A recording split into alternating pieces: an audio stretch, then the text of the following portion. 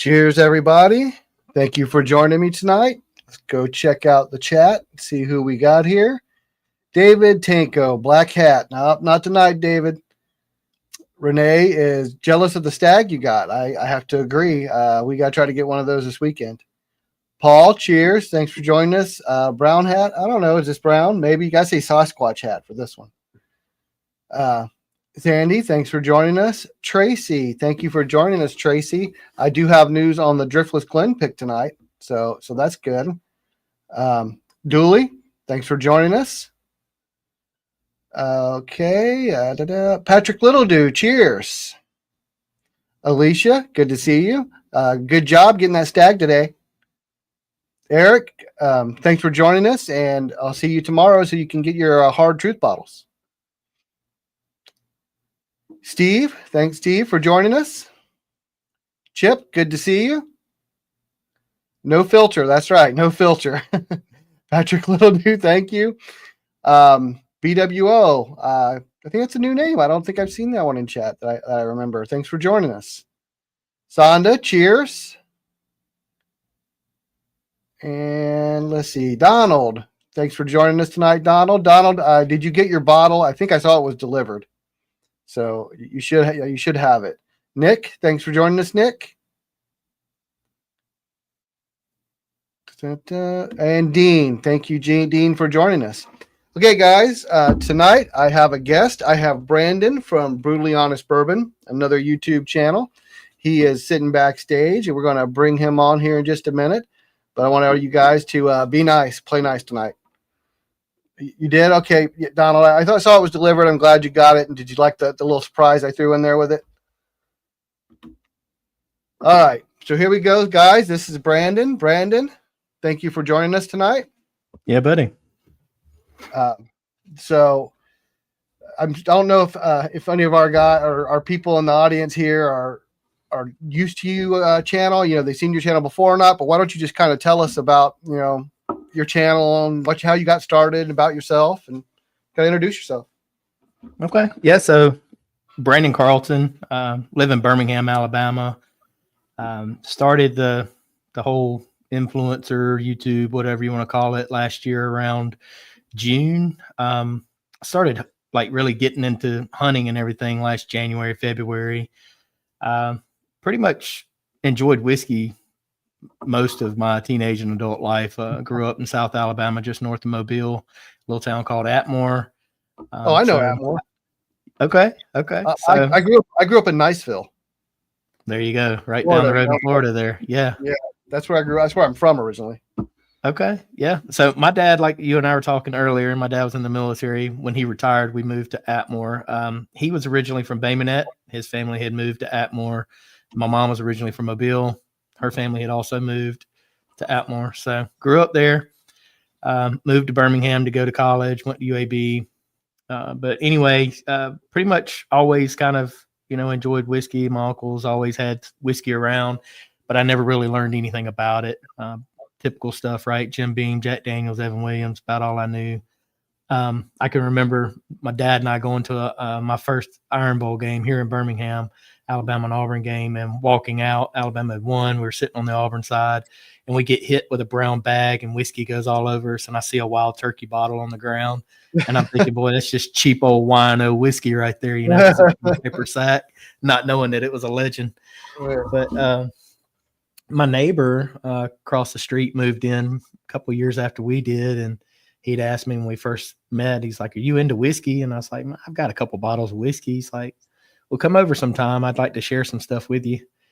And so I went over, and I don't know, he probably had 40 or 50 bottles of whiskey. And I'm thinking, good God, like, who in their right mind has this much whiskey?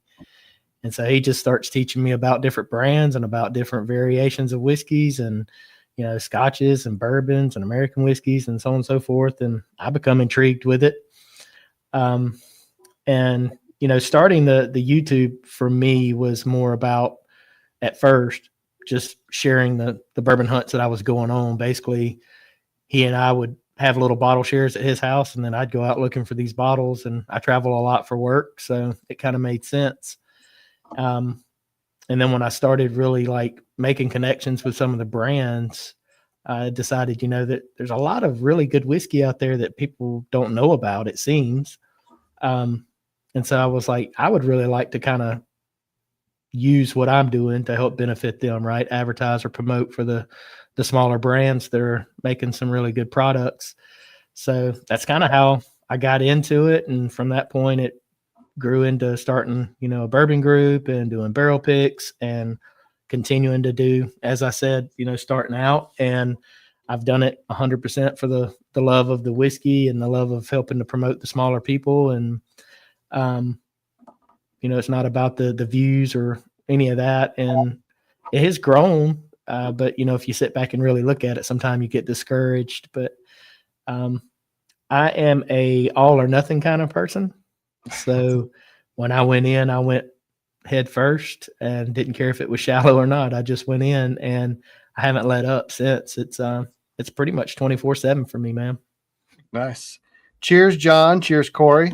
So you guys come on. Thanks for joining us. And guys, we are having our duck race tonight. So if you want to get a duck in the race and play our little Whiskey Sippers Dilemma game, then for every $5, you get a duck in the race. Yeah, our stories are actually very similar in that regard. Then we started the channel, my friend Devin and I, we kind of met up because we didn't have a bourbon club in the area, like an actual bourbon club. So I kind of put about a message on Facebook and I had some guys respond, and Devin was one of them.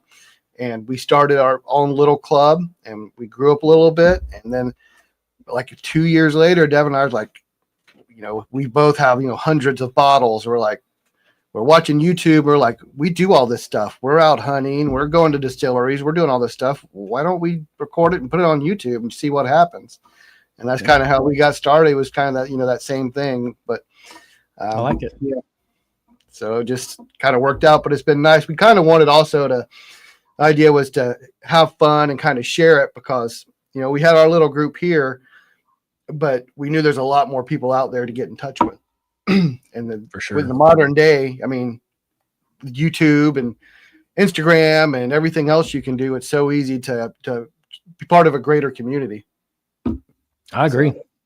So, yeah. I think that's the biggest thing that I like about whiskey is for me, it's just a conduit, right? To meeting a bunch of great people. And I mean, there's all walks of life in this. And it seems like when we get together that nothing else really matters. Guys, all our differences are aside and we're about the whiskey. So, right. There's Brandon's channel, guys. I just put that link down there in the chat. Yeah, you're right. I mean, that's one thing we can all come together on something we all agree with, especially with as much divisiveness as there is with everything else. Mm-hmm. It's something that can be a common ground. You know what I mean? So, So I like it. It's fun. It's been a great community just to be part of. I've really enjoyed. It's been very accepting to me. So, I've had a good time the last year and a half or so. We've been doing this for sure. So it's been good. Thank you, Paul. I'm sure thank you. There you go. What's everybody drinking? So Paul asked. Tonight I'm going to be drinking a Sazerac Rye night. So I'm going to be starting out with Sazerac 100. And then I'm going to move on to the new Sazerac Full Proof, which we got last week, which I was pretty excited about because I am a Sazerac fan. And it is pretty good. What are you drinking over there, Brandon? So we, talking about smaller brands, right? J.W. Kelly is a brand that I'm really fond of and just learned about. They're out of Chattanooga, and this is a pick that we did with them that is dropping for our group tomorrow. And they have another brand, which is Silver Springs. And so we did a pick with them on that as well. And that's what I'll be drinking tonight. Just kind of took some pictures, going to share that with the group, let them know. Everybody's been wondering when it was dropping. So that's what I was doing before you brought me on, was letting everybody know about that for tomorrow. But pretty interesting brand that was brought back, right? It was an older brand that went away with Prohibition, like a lot of other brands, and later got bought back. And whoever that was that bought it didn't keep it very long before the gentleman, Ed, that has it now, purchased it and still has it there in Chattanooga. He doesn't distill, but he does have the recipes that he believes to be the recipes for these two, and he has them contract distilled to that to that mash bill, obviously with the contractor's yeast and grains and all that stuff. But Corey, is that our pick that you're drinking? I said you have a hard juice sweet mash rye pick. Was that our whiskey sippers pick? That's great bottle. Eric, you're sipping stuff. some OCD number 5 and smoking a Melanio Maduro. Love Melanio Maduros. I'm not a fan of the OCD 5 though, personally. It's got a weird yeasty kind of funk to it. I'm not opposed to it, but I have the OCD. I have the OCD 5 honey, and then a buddy just gave me one that they're referring to as a cigar blend. I haven't gotten into it yet, but it's pretty yeasty. And you're going to try, John. You're going to crack the hard truth pick later for Thursday Night Football. I'm telling you, you're going to love it. I don't think anybody's had that pick that didn't. So we went to hard truth and did a pick. Have you had hard truth? Absolutely. We did a pick there as well. We're just fighting to get it in Alabama. So, but okay. Yeah, phenomenal place. Yeah, our pick ended up being like 6.5 years old, which was one of their older barrels. Yeah, and it was absolutely fantastic. It was a great time too. I like Hard Truth. I love the distillery. The people there are great. I love their product, but the distributor they use is absolutely awful. So really, oh yeah, that's kind of where we are. Everything's bottled and ready to come into Alabama. Alabama's tough, regardless, but I went by the store today that we picked with, and apparently the governor for Indiana and the governor for Alabama are talking to try to get this into the state. I don't know. I didn't know it was that serious, but apparently it is. Trevor, you're going to crack our blue. So we did a Blue Note pick too. So Trevor's got both. He's going to crack our Blue Note pick, then the Hard Truth pick.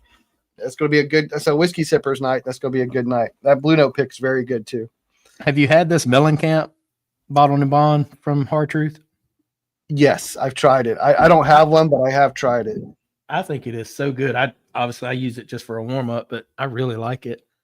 What I really like from them, did you try their 4-grain bourbon? I did. I really like the 4-grain bourbon. I think that's I liked it too. And yeah, it's odd that I like a 4-grain. A lot of times I typically don't like 4-grain whiskeys, it seems. Yeah, it was. I like that 4-grain a lot. Tracy, Chris is nipping all your good stuff while you're away. He's drinking all your good bourbon. You gotta put a lock on that stuff and keep him out of it. Hard Truth for the win. Yeah, I am a very big Hard Truth fan. I'm a big proponent of them. I think they're doing great stuff for a young distillery. I love the way that they handled it. Coming up with, they didn't start out with sourcing using their name and then try to just switch it up. They waited to sell it under that Hard Truth label until they had their own stuff ready. So they did it the right way. They did. And I like that they utilize low barrel proof entry. Like a lot of the brands like Michter's, Detling use low entry proof. And I think that there's a lot of magic that happens when you proof the distillate down and go into the barrel with a little bit more water. And I just tend to like the whiskey better. And I don't mind it being a lower proof at the end. I just care that it's barrel strength, right? Yeah, I like that they use a sweet mash. I'm finding I like sweet mash bourbons and ryes. Love the 4-grain, David, and the double oak single barrel. Yeah, the Hard Truth double oak. We've got a single barrel that was just fantastic that we picked up at the distillery. It was really good.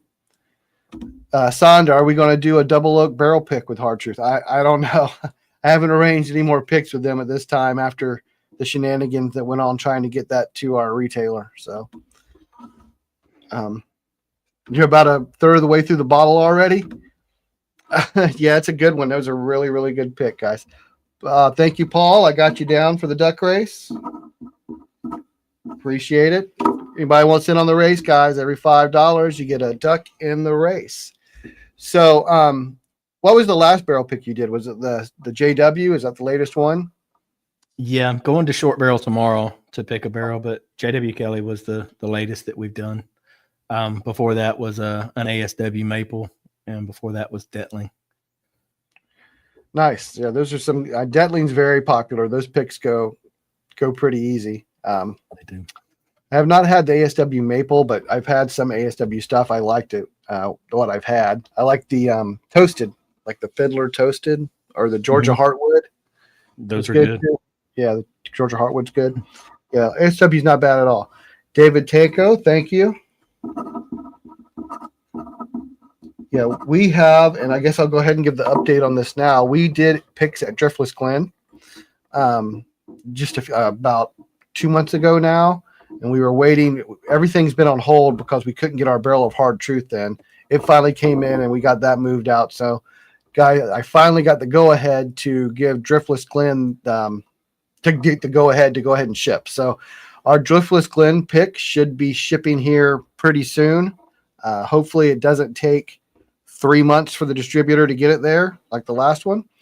But I'll keep everybody updated. But for everybody who was interested in the Driftless Glen pick, and I know those people who were actually on the pick with us, we've got the go-ahead to release that and get that to our retailer. So I'm excited to finally get that in.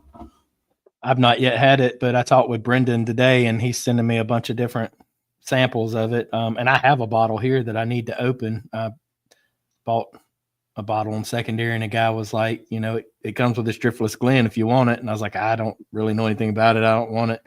He said, I'm going to throw it in anyway. You need to try it. And I haven't even cracked it, but I've heard nothing but good things about it. It's very good. I've liked the stuff I've had from them. Our pick was really good. While we were there, we got the 10-year single barrel. They released it at the distillery. It was really good. So we had got the 10-year rye and the 10-year bourbon they had released, and they're pretty good. So when we went, they gave us 9 samples to choose from. Well, originally they gave us 6, and we didn't say, well, we're not quite sure about any of these. So they gave us some more. We ended up getting one we liked on like the 9th sample we tried. Oh, wow. That was really good. And we also did some samples of some rye because we weren't originally going to do a rye pick. We were just going to get a bourbon. But the one of the rye samples was so good. We were like, well, God, we got to do that too. It ended up being like 9 years, 220 days old or something like that. So it was almost a 10-year rye. 10-year. I hear the rye is the way to go with them. I don't know. I see David's question saying that Detling had a funk on it like Garrison Brothers.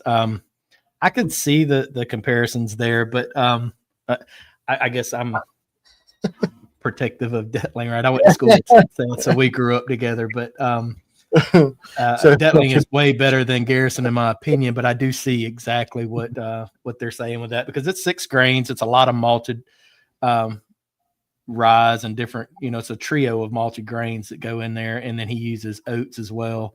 And Detling is unique. You either love it or you hate it.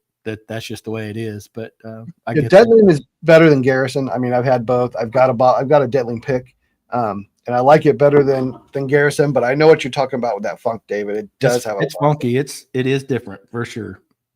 You can't blind it. Like you couldn't put that in a blind. I'd pick it out in a heartbeat. Yeah, it's definitely got that funk, and I think it does have something to do with it. Like, not the same. The reason maybe it and Garrison's, and there's some others too. Like if you've had like Jay Rieger have that funk as well. And one thing they all have in common is they're all down in the southern states that get extremely, extremely hot, right? So and Garrison uses Kentucky. They use smaller barrels at Garrison too, which I think is counterintuitive with the climate that they have. But right, I haven't had but maybe 1 or 2 Garrisons that I found acceptable. Like I wouldn't buy it, but I could drink it, kind of thing. I didn't even like the Cowboy. I didn't even like the Cowboy bourbon. Yeah, me either. I wasn't a fan. Alicia, thank you very much. I got you in the race, guys. If anybody's interested, make sure you send those super chats or Venmo. Yeah, I'm not a fan of Garrison Brothers or Texas whiskey in general outside of Still Austin. For some reason, they don't have that funk that all the other Texas whiskeys do. My Lemon Green is another in Texas that I'm fond of, which I know they contract distill some, and they distill some of their own, and they blend some of the two together. So they've got some different things going on over there, but they're another one in Texas that I'm fond of. But Balcones, I haven't had one yet that I could do. And then same thing with Garrison. Yeah, I think that the heat and humidity has something to do with it, Trevor. I mean, that's just my guess, because from any of those states, like deeper down south, well, I don't know. Mellick has it a little bit, but nowhere near as much. But that's probably because they're doing a completely totally different distillate, right? Yeah, I mean, they're using rice. So Crittenden doesn't have a bunch of funk on it, in my I opinion. get funk on Crittenton. I'm not a fan of Crittenton. Are you not? Okay. How many have you had? Probably 4 or 5. I've had like the bottled and bond. I've had a single barrel. I've had like the Rougarou one. I don't know what that's called. Yeah. But you talk about Yeah. with the Rougarou on it. I need to send you some samples. I picked a 6-year Family Reserve, which is their bourbon, that won a double platinum ascot this year, and I picked a 5-year double oak that won a gold ascot, and Cam picked a 7-year rye that also won a double platinum ascot. So Crittenden's coming around, but I just don't know exactly what you tried, and I can attest to the fact that some of his stuff, especially when it was younger, was different. I didn't care for it either, especially the bottle and bond. Well, yeah, if you want to send some, I'd try it. But like I said, I've had 4 or 5, and I haven't liked any of them. May not be for you. It's okay. Yeah. Now, Rebecca's Creek, isn't that from Texas? Isn't that Texas? I don't know the full story with them. They are out of Texas, but are they distilling over there? I don't know. I don't really know. Because I like their stuff's pretty good, so maybe they're contracted somewhere, or they're sourcing, because it doesn't have any kind of Texas funk to it that I've had. The one that I had, I had that. What was it? The Spanish oak or the Spanish double oak or whatever it was. That was pretty good. Yeah, that one's fantastic. And I mean, think about it. Like, you wouldn't buy a 10-year Canadian whiskey, right? Like, that would be garbage. You want a 25, 30-year Canadian whiskey, and you get down into Kentucky, and you're really like, the highlights are starting down there around 12, 15 years, and you want a 15 to 18 year in Kentucky to be like upper echelon. But as you keep going south, I feel like that time frame shrinks. And in Alabama, Mississippi, it's going to be tough to get outside of 10 years. I think you're going to be peaking out around 7 or 8 years, I think. Yeah. John says Crittenden has some legal issues they are working through. I have not heard anything. The only legal issues I know going on is the the one down by Jack Daniels. Why can't I think of their name? Uncle Nearest. Yeah, so Crittenden isn't. There's no legal issues there per se. His dad's a business partner of his, and there was some disagreement between the two in the valuation of the brand and percentage of ownership. I think there was a lot of gentlemen's agreements there, and I guess a lot of that has changed, or for whatever reason, Dad has kind of wanted to call the card and wanted his portion of the business, right? And so his valuation and what he feels that Matt owes him versus what Matt feels is due is where the difference is coming from. And so they are in court right now trying to level that thing out. But there's nothing outside. There's no outside influence. There's no trouble. Like, he hasn't been in trouble with anybody. It's all internal. David, that's our Discord, guys. If anybody is not on our Discord would like to join, there's the link. Dooley, I got you. Thank you. I got your entries. You should have got your delivery today too, right, JD? Your punishment pours. You have some Mothman Crittentons. That's pretty good. It's not a Texas whiskey. You're not a Texas whiskey. Yeah, Tracy, you're not a Texas whiskey fan either. But I haven't had the Mothman one. I had the Rougarou. I don't know the difference. I don't know if it's they're all just different finishes that the Mississippi Sippers do with them, called their cryptic series. I'm a big. I don't know if you see back here. Yeah, the Sasquatches. So I'm like into them. My wife and I love like the cryptid stuff and all that. So okay, so they utilize that in their finishes, and man, I don't remember all of them, but it might, one might be done in cherry wood, and one, I don't even know if I've got any of his cryptic series stuff, because I don't get down with finished whiskeys too often. But you and me, neither one. I don't either. I won't say that I don't drink it at all, but it's just it's got a really. There's very few I like. There's very few finished whiskeys that I like, and I'm not counting toasted or double oak. I'm good with those. I'm talking about when you're finished it in other barrels, like sherry finish and some of these other. Sometimes those barrels just dominate it so much that I don't like it. So, cheers, Brian. Do it well. You're a big Still Austin fan, Nick. I really want to try My Lemon Green. You like Balcones too. You like that Texas funk then? Mm-hmm. Yeah, Paul, you like Still Austin? Yeah, Still Austin, I'm good with. Still Austin's the only one I have that I Love really Still like. Austin. So, you like the Garrison Brothers Balcones Double Oak? I haven't had that one, but I'm in general, I'm not a fan of the funk. That's the same. Like I said, Jay Rieger's got it. I know I've got a bottle from them. It's got that kind of funk, and it's just some of those southern distilleries. I think it does have to do with the heat and the climate and stuff, the humidity. Although, like Ben Holiday's in Missouri, and Ben Holiday doesn't have it. I like Ben Holiday. Total different climate, though, right? Well, Jay Rieger's in Missouri too. It's got it. They're yeah, they're only like 45 minutes apart.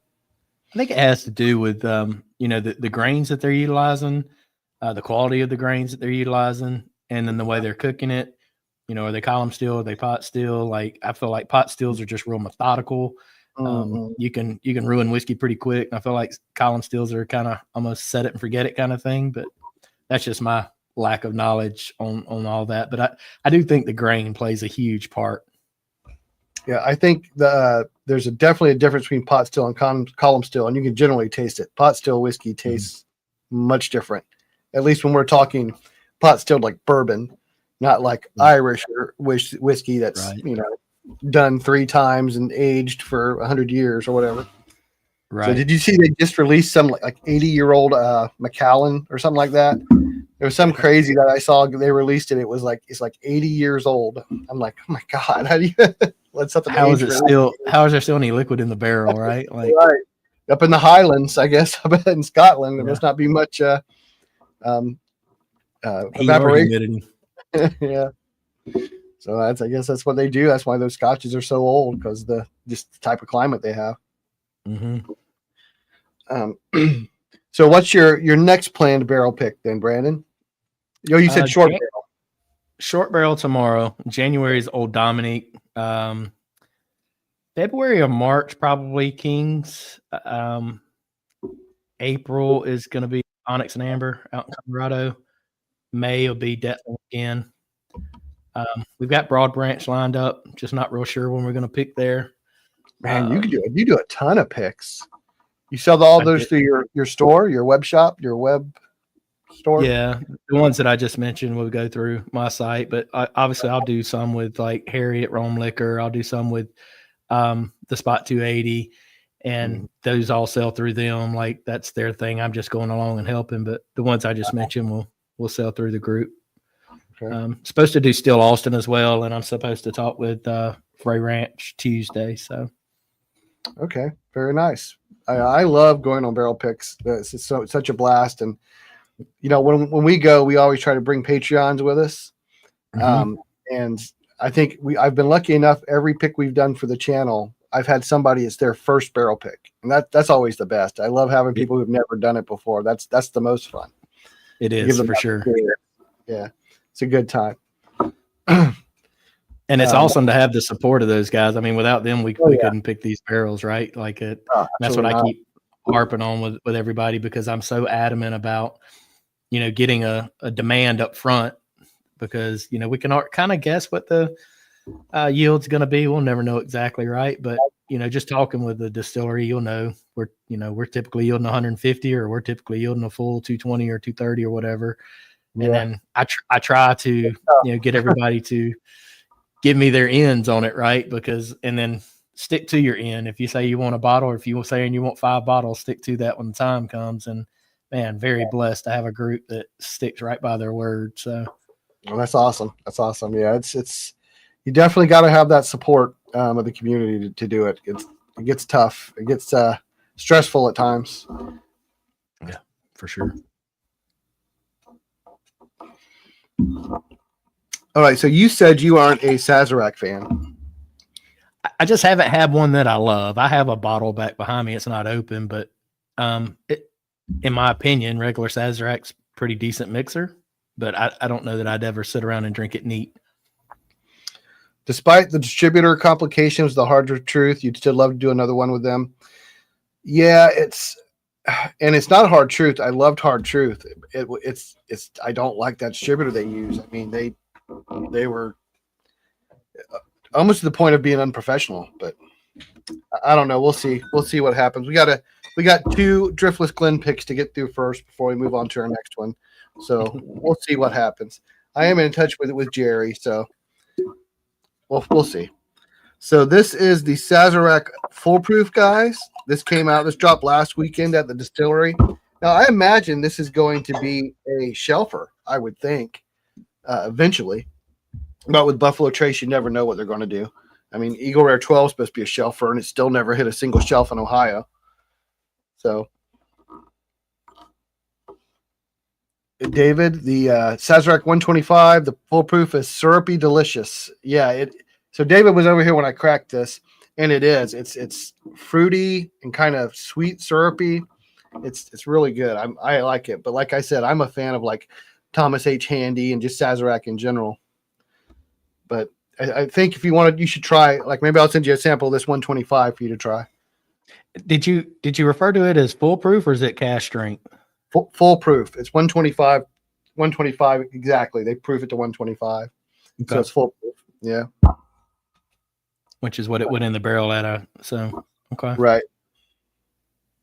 Kind of like the same way 1792 with the foolproof, where it's they give it the specific that 125 or whatever proof. Right.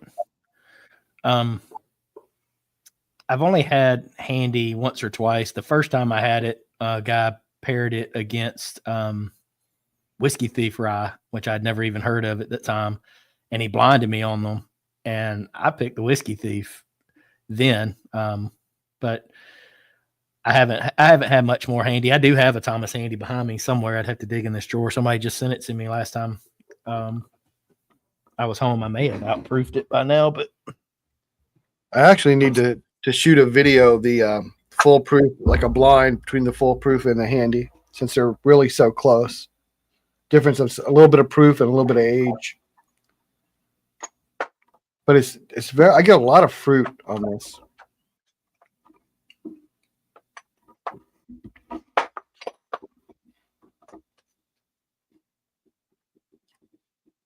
I also feel it drinks well under 125 proof. Yeah. Corey, Whiskey Thief has some great stuff. I had some of their down home rye, like a toasted down home rye. That was pretty good. I found that it's a 24 Handy that somebody sent me. What's the proof on Handy? It may not be a fair thing for me now that I've drank. It varies. Like the one I got here, I think mine's a 24. It's 130.9. It looks like. Okay, so it's a decent proof then. Oh yeah, it's higher proof. It's always higher proof, but it can be in the 120s to 130s. I got you. Yep. Everybody in Ohio, good luck on the lottery tomorrow. Our state lottery draws their BTAC winners tomorrow. Oh, nice. Fingers crossed, guys. Oh, go ahead.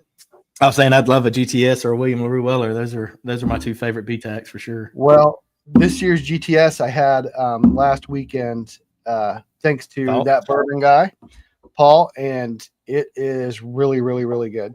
Yeah, it's really good. Yeah. It's Stag Week again. Yes, Trevor. Stag 25B actually dropped today. David actually got one. Actually, Alicia got one, and she will be nice enough to share it with David. So the new Taylor. Yeah, I know somebody who has one. I don't think they've opened it yet. But I don't know about 100 proof. I don't know why they kept it at 100 proof. It's hard to get excited about that. Yeah, you got barrel proof already that you released. Why is your BTAC at 100 proof? I don't know. I'm thinking because of the age and the lack of distillate. I don't know, but there again, I do have to think that we have to maybe respect some of these guys are actually doing it for the whiskey and to make it better. But I feel like when you get in these larger companies like Sazerac and Campari and some of these others, it's more of the accountants doing what's right for the bottom line as opposed to what's best for the whiskey. That's true. Alicia sharing is caring. So David, you're lucky. You're lucky she's going to share with you. Marty, I got you. Thanks for joining us, Marty. We went to the Smoking Oak dinner last year when they released the Old Granddad 16 and the Booker's Infinite and all that down at Jim Beam, and we were talking to Fred. No, and he told us, we asked him, we were like, why did you have that Old Granddad 16 year at 100 proof? Why didn't it higher? Why didn't you do a barrel proof? He said when it came out of the barrel, it was awful. He said they had to proof it down just to make it taste okay. So I guess sometimes he's a coming out of the straight barrel, he will.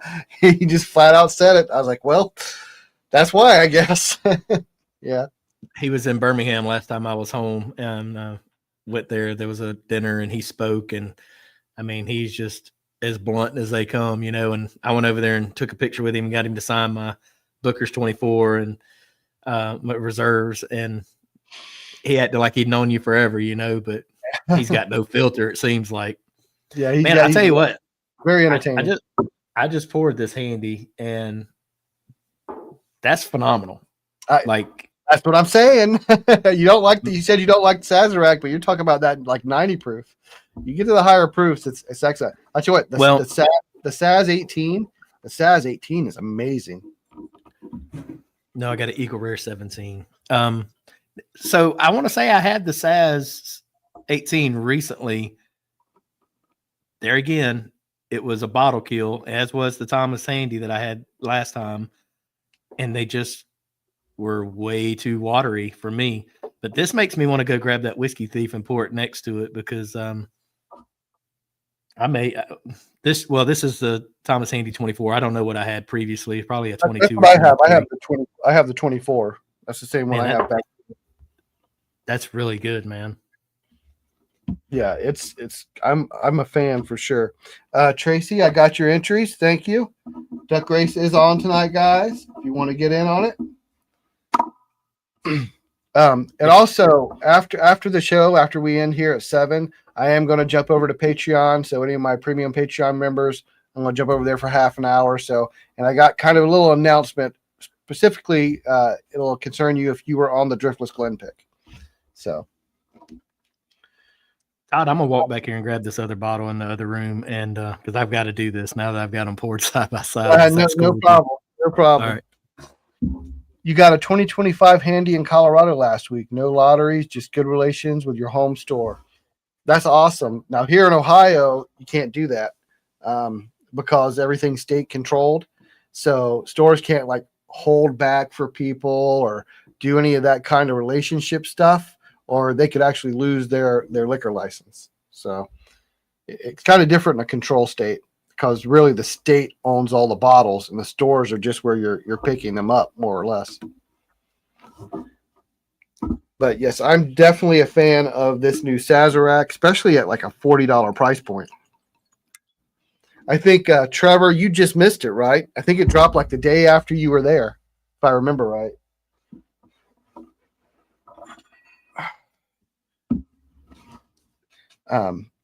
But yeah, so the BTAC stuff, the lottery's coming out tomorrow, and I wish everybody here that's from Ohio luck, and I wish myself luck also.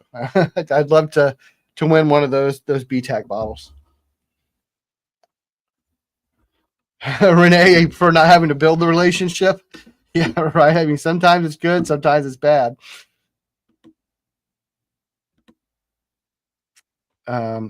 Patrick, you're asking Gordon about the honey barrel. I'm not sure what he's doing. I'm guessing he's aging, so either some Eagle Rare or E.H. Taylor.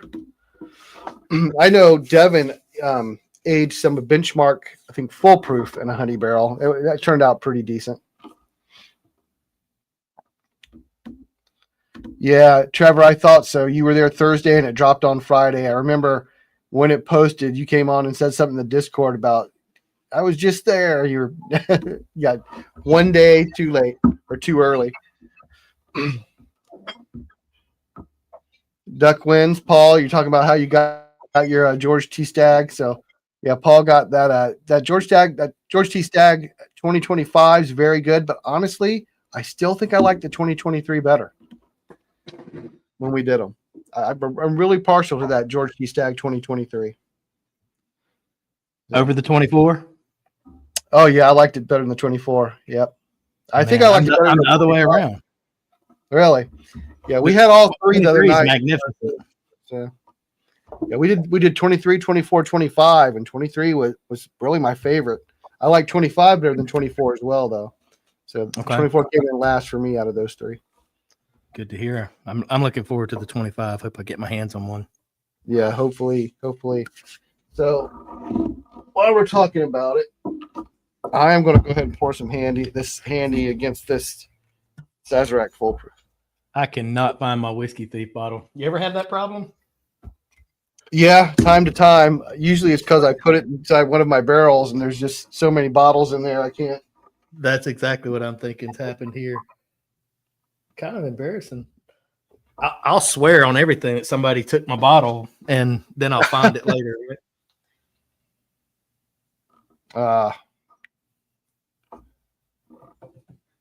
The handy's like so much sweeter on the nose than the Foolproof.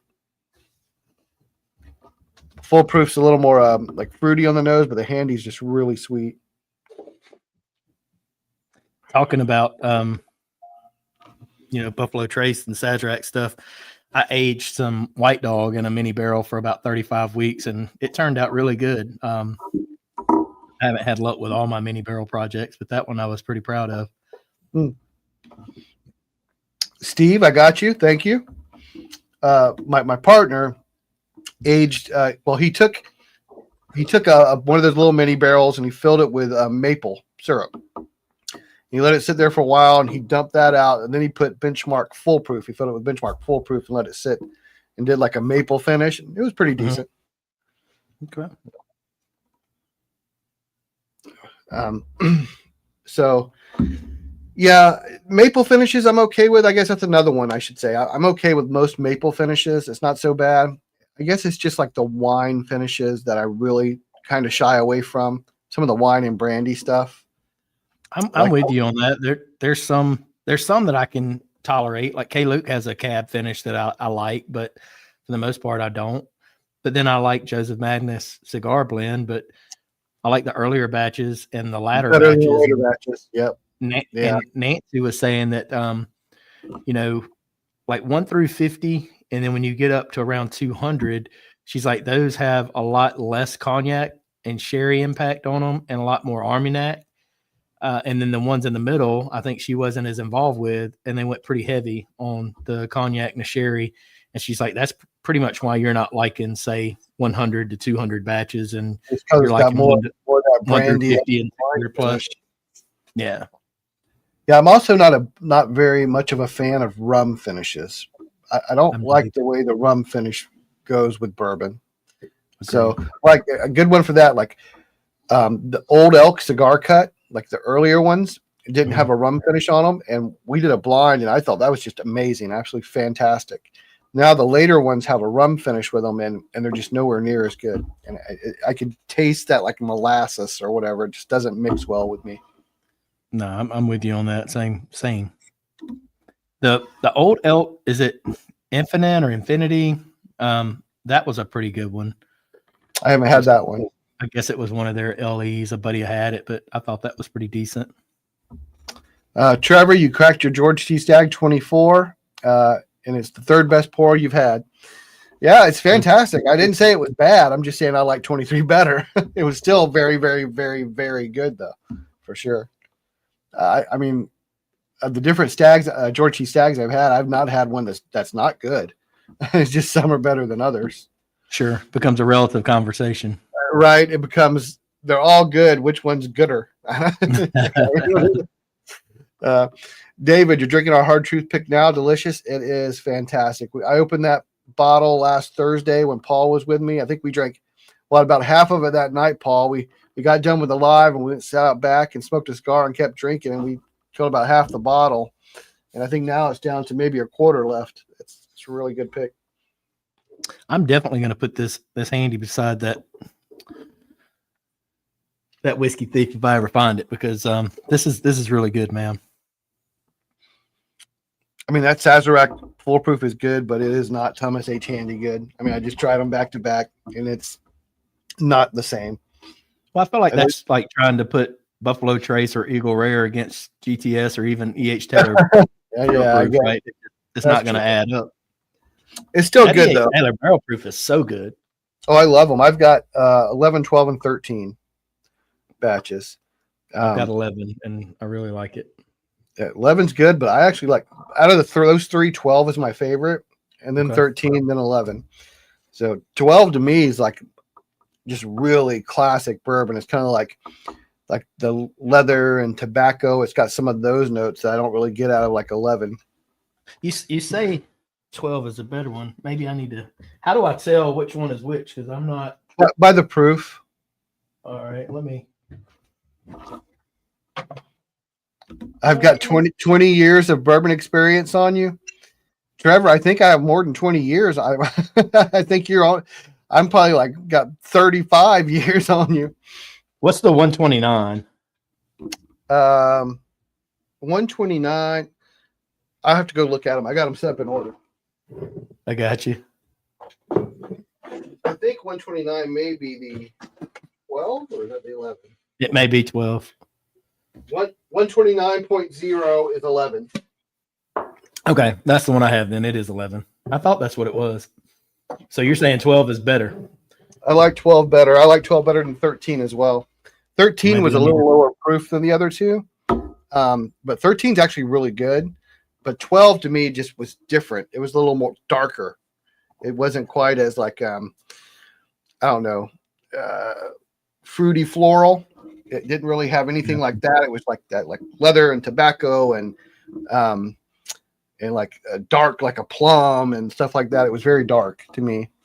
Gotcha. I like 12 a lot. 12 is fire, Corey. Yep. 12 is very good. So, guys, if you want to get on the duck race, we're going to be running it here in just a little bit. If you want to try to get in and have a chance to pick a bag. Brad has the 13. Yes, David. Brad has the 13. It was delicious. 13 is also very good. It's the lower proof of the three, but it's good. Bryant says he likes 12 better than 11, but 11's great. Yeah, it's again just like with GTS. You're talking, it's all good. It's just which one's gooder. I mean, at this point, there's not a bad one. I don't think there's a bad EH Taylor barrel proof. So, when you get up, that's like when I tried the Jack Daniel's 12 years. I like batch 1 better than batch 2 and batch 3. But that doesn't mean batch 2 and batch 3 are good. They're all fantastic. I just like batch 1 better. So you get into that really kind of that upper level. There's no bad choice. Are you a fan of any of the Jack Daniel's products? Oh, absolutely. I guess you can see them right there. But the 2020 special release rye is probably my absolute favorite. Yeah, the barrel strength one, the 2020 barrel strength.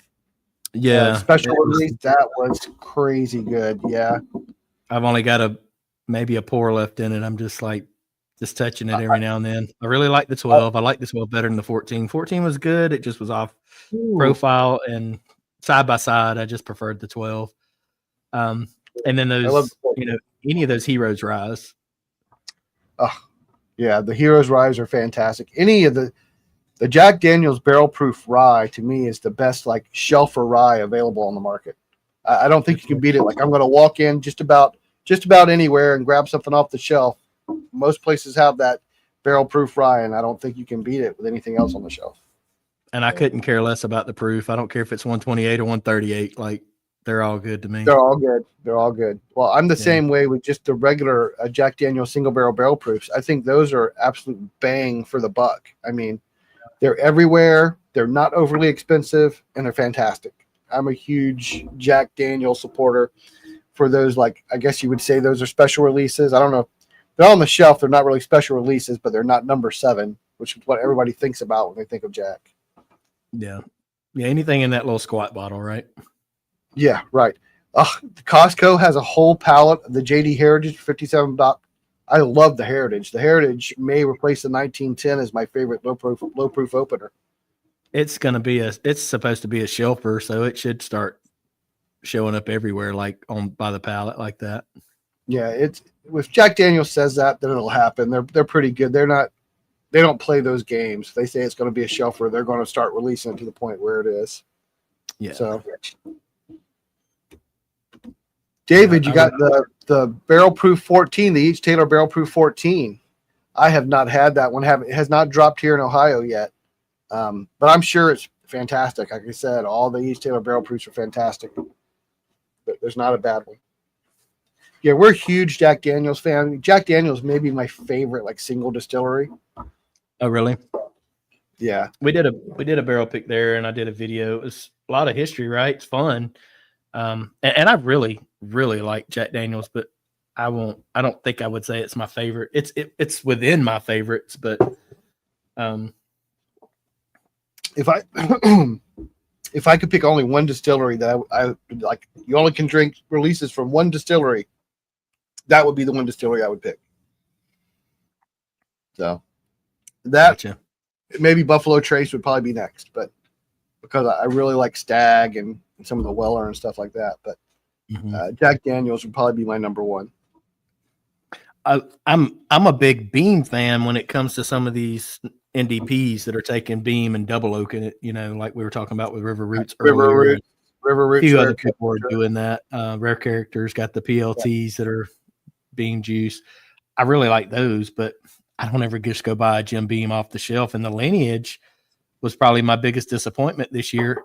It's really good, but I don't feel like it's LE quality, right? It doesn't match up to Wild Turkey's Beacon. It doesn't hold a candle to last year's Booker's 24. You know, like it's just Booker's 24 was my whiskey of the year last year. It was not my whiskey of the year, but it was in the top 10. My whiskey of the year was Russell's 15. That was my second. Yeah. And only because I came down to a true blind. Like I had somebody like blind me and I didn't know. And I was like, that's the one right there. And I pretty much thought it was Russell's. And they're like, nope, that's Booker's 24. I was like, okay. Yeah, that's what we did. We actually took, we did a bracket and we did them all blind. And Russell's 15 was my first place. That was also Devin when he was still his first place. My second place was the Coy Hill release, the Jack Daniels Coy Hill release. His second place was 13th Colony Double Oak. So that's what I've got in this glass is the 13th Colony Double Oak. I like those. I don't care for a lot of 13th Colony, but at cask strength, their bourbon rye and that Double Oak they're really good.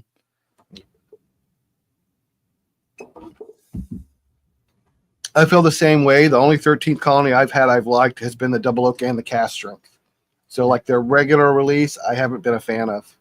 Me either. All right, guys. So last call. If you want to try to get into the duck race, I'm going to go set this up here in a minute. Nick, I got your entry. Brandon, I have to kind of switch my screen over to go fill out this duck race. If you can just kind of maybe talk and entertain people for a couple of minutes while I go get this set up. All good.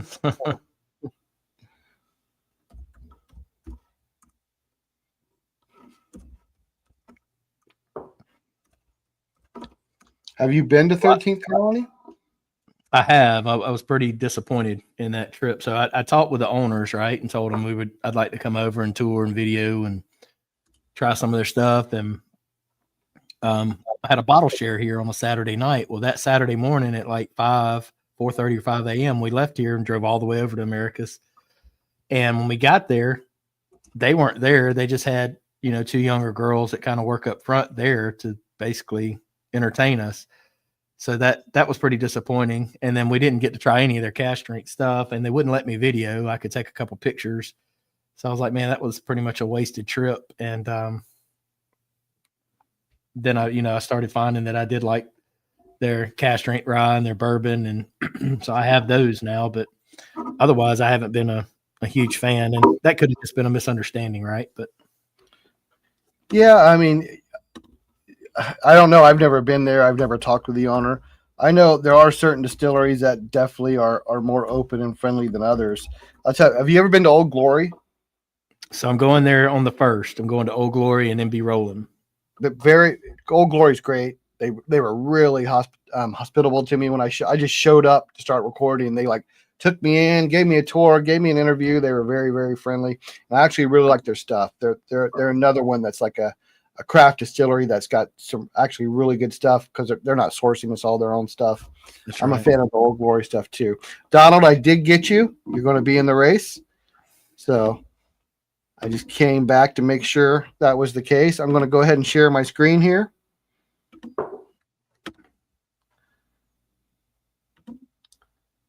And tonight we are doing the Thanksgiving turkey race. So we're going to go 110. We're going to shuffle, shuffle, shuffle. And good luck, everybody. All right, Donald and Steve, off to a quick run. This turkey's got a helmet. Turkey, where this one's got like a pilgrim bonnet. I don't know which one, like the pilgrim turkey or the Indian turkey. I don't know which one's in more danger. Tracy in the lead. Looks like Marty's going to win it. What do you think? Because he's in the middle. Marty wins all the time, and he wins a ton of these races from me. Marty's definitely winning that one.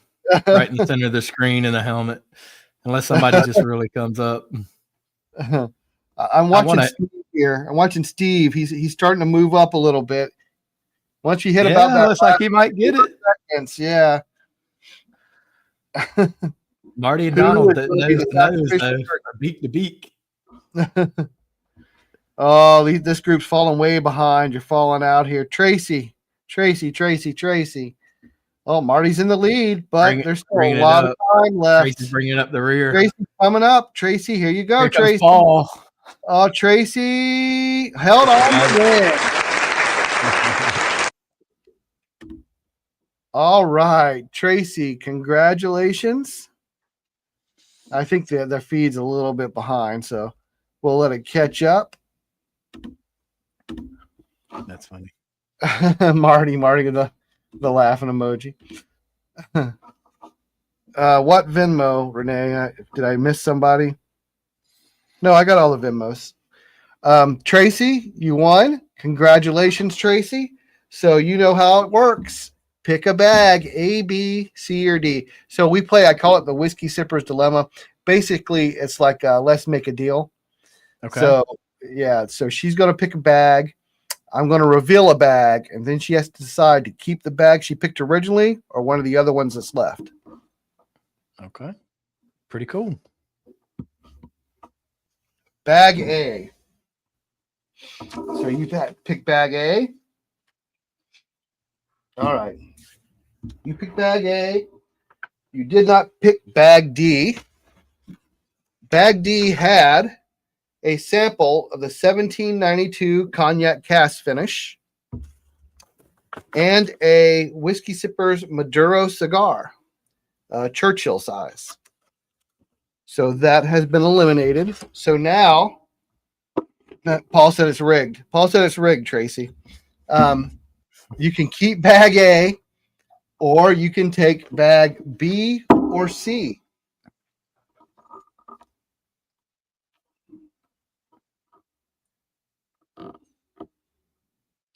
This handy is phenomenal. So good, man. I was blown away. I'm drinking that E.H. Taylor now, which is probably, I mean, I love GTS, but that E.H. Taylor is like, that's solid juice. That's my profile of what I really like in whiskey. Yeah, that's kind of a classic bourbon profile. E.H. Taylor is very classic bourbon. Yeah, Paul, you can't say anything's rigged. You win duck races all the time. All right, Tracy, keep bag A or pick bags B or C. What's your choice?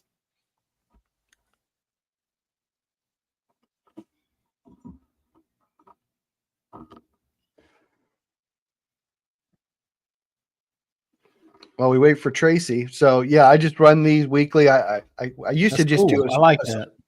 I used to do a straight pick a bag and it's whatever, but then I kind of threw in the kind of like the gambling fun of it. David said he'll smoke a cigar if you win one. I usually throw a cigar in a couple of the bags. I also do a lot. I'm starting to do more cigar content. I've gotten into cigars lately. So keep bag A. Okay, you want to keep bag A. So this is what you did not win. You did not win bag B. Bag B had a sample of Old Forester 1924, Old Fitzgerald 8-year, and the King's 10-year American Light Whiskey at 145 proof, and an Obsidian White Noise cigar. So that's what you did not pick. So you either have one of the middle of the road decent bags or the punishment pours. So bag C, you did not pick. One of the bags has punishment pours, so that's kind of the fun of the gamble as well. Which has to be something that's totally disgusting, I'm assuming. Yeah, pretty much. Dude, I really like this. That's very unique. Very cool. Yeah, you're 50-50, Tracy. That's right. It's 50-50 now. So bag C, you did not win a pour of River Hill Bourbon, aged 12 months. And Whiskey Dick, whiskey finished on mesquite barbecue or mesquite charcoal in the barrel at 130 proof. So you did not win the punishment pour. You ended up with bag A, which is Old Forester 117 series bottled in bond rye, and a Remus Repeal Series 6. So I'll get those out to you, Tracy. Yeah, the odds are improving. Yeah, so at least you didn't win the punishment pour. That's all you can hope for. I think last time JD was rooting for the punishment pour, and he actually ended up winning it. So, all right, guys. So, Brandon, thanks for joining me tonight. It was nice. Thank you for having me. Yeah, because we had talked for a couple of months. Where I know you do a lot of travel and stuff like that. You're not home a lot, so I appreciate some of the time you do have available. You came and joined us tonight. Guys, go and subscribe to his channel. I'll put it here in the chat real again. Yeah, JD, you did. You're rooting for it. So there's the link. Go and subscribe to his channel and watch his videos. And yeah, Brandon, definitely thanks for joining us. I appreciate it. And maybe we can do it again in the future. Absolutely. I'll host you eventually. Oh, I'd love that. Yeah, just let me know. Yeah. All right, guys. Spreading it. Yep, no problem. So Patreons, I'm going to jump over to Patreon here for about a half hour. So until next time, remember, the best bourbon or whiskey is the one you like the most.